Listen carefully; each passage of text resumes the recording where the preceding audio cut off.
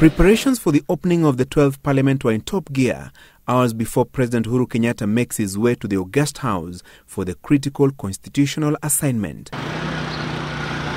Kenyatta, in convening the first joint sitting of the 12th Parliament, invoked Article 132 of the Constitution that requires the President to address the opening of each newly elected August House, but it could turn out to be a Jubilee Party and its affiliates' affair, with the National Super Alliance NASA instructing its troops to stay away.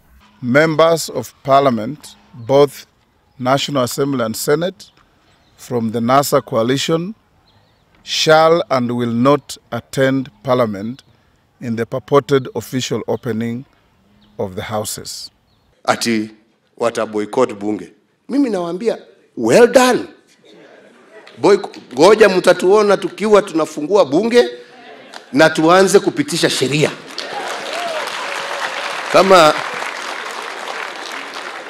Kama hawana haja kuparticipate, nani amewazuia? Si ni haki yao kuja wakitaka, wakikosa kutaka wakae. Sisi tunataka tu amani.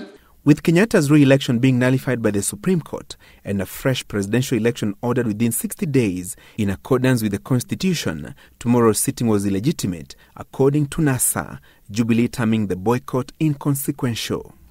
The position of President Uhuru currently and the nullification of his election by the Supreme Court of Kenya has undermined any legitimacy or authority he may have or may enjoy.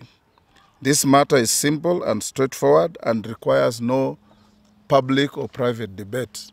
Hata waki boycott, what difference does it make? Zero.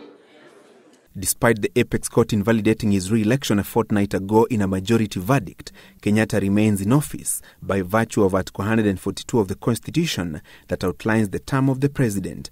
Other than the military fanfare, the president will be expected in his speech to outline the government's legislative agenda and touch on the October 17th State House rematch, pitting him against NASA chief Raila Odinga. You should have waited for the next 36 days or so. What is the rush?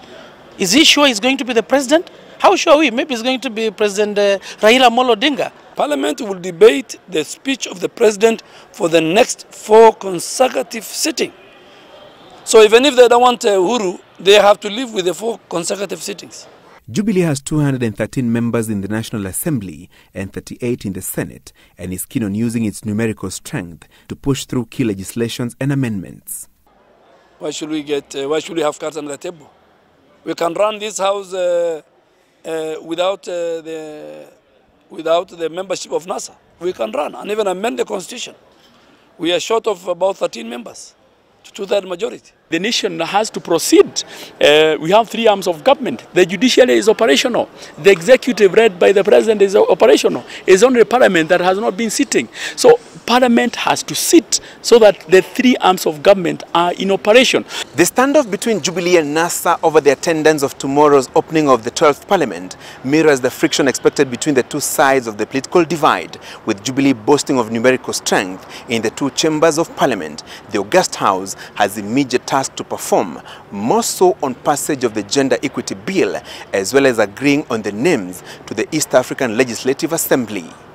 Francis Gashuri, Citizen TV, Parliament Buildings, Nairobi.